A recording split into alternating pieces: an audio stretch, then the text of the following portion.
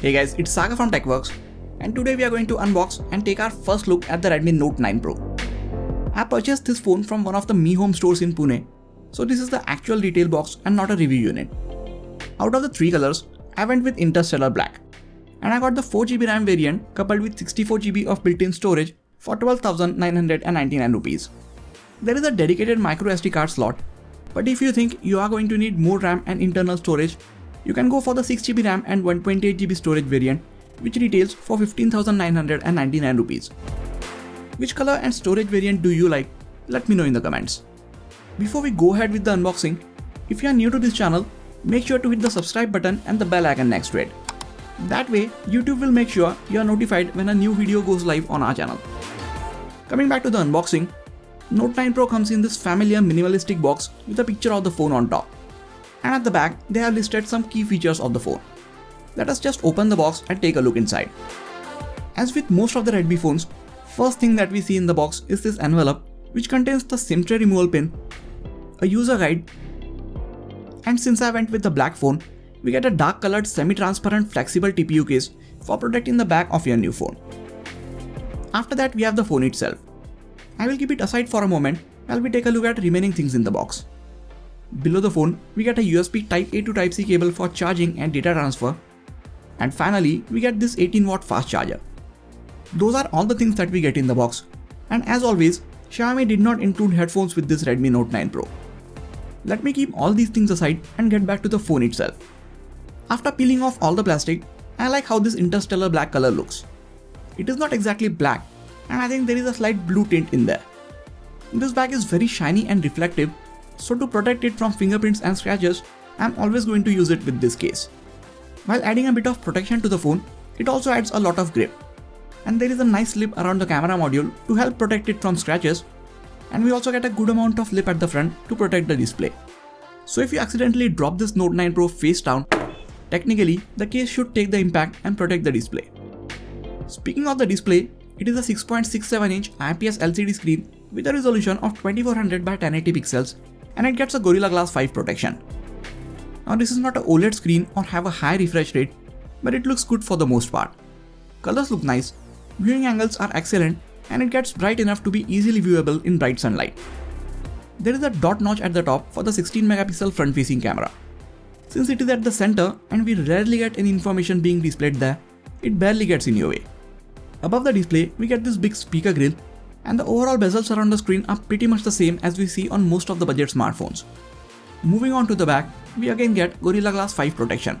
And the only thing that we find here, other than the Redmi branding at the bottom, is this new squarish quad camera module, which is again protected by Gorilla Glass 5. Main camera gets a 48 megapixel sensor with f1.8 aperture and a 26mm lens.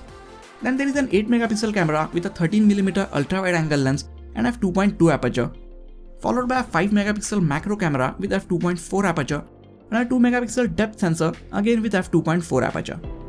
Now make sure you have subscribed to the channel and have your notifications turned on, because a very detailed camera review of this Redmi Note 9 Pro is coming to the channel in the next couple of days. Talking about the buttons and ports, at the bottom we have everyone's favorite 3.5mm audio jack, USB Type-C port for charging and data transfer, a microphone and a speaker grill. On the right side, we have a physical fingerprint sensor hidden under the power button, just like the one on the Poco X2, and volume up and down buttons above it. I like having a physical fingerprint sensor because it is usually much faster and accurate than the in-display ones, at least on budget smartphones. At the top, we have the IR blaster and a secondary noise cancelling microphone. And on the left, we just have the SIM tray.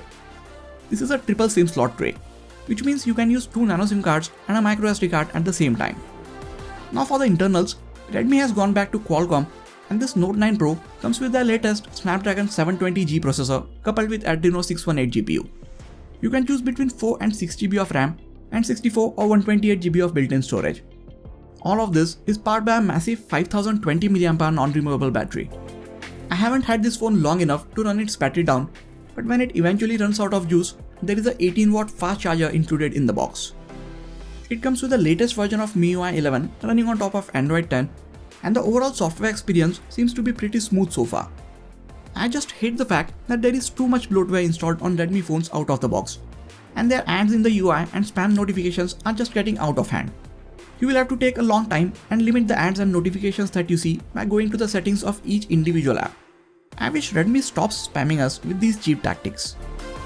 I have had this phone for less than a day, so I can't really say much about its overall performance or battery life, and I will have more to say about it in my full review. What I can tell you now is this phone looks and feels very good in hands. It is a bit bigger and taller than the previous Redmi Note phones, but that extra heft brings a bigger display and a significantly larger battery, so I think most people will welcome this change and get used to it in a few days. With a starting price of 12,999 rupees, new design, upgraded internals, bigger battery and a mammoth 48 megapixel camera, I think Xiaomi is hitting the right spots with the Redmi Note 9 Pro.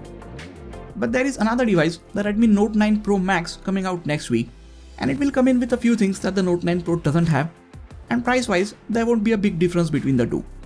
So which one should you get? Well, we will have to wait for the Note 9 Pro Max to come out next week, and then I will compare the two and let you guys know whether you should go with the Max or should you stick to the Note 9 Pro. Until then, if you are looking to buy this Redmi Note 9 Pro, I will leave a link to it in the description section and you can get it in the next sale on Amazon. That is it for this video guys. Please hit the like button if you enjoyed this video and subscribe to the channel for more quality tech videos like this. You can also check out some of the other videos from this channel. This has been Sagar, and I'll catch you guys in the next video. Take care.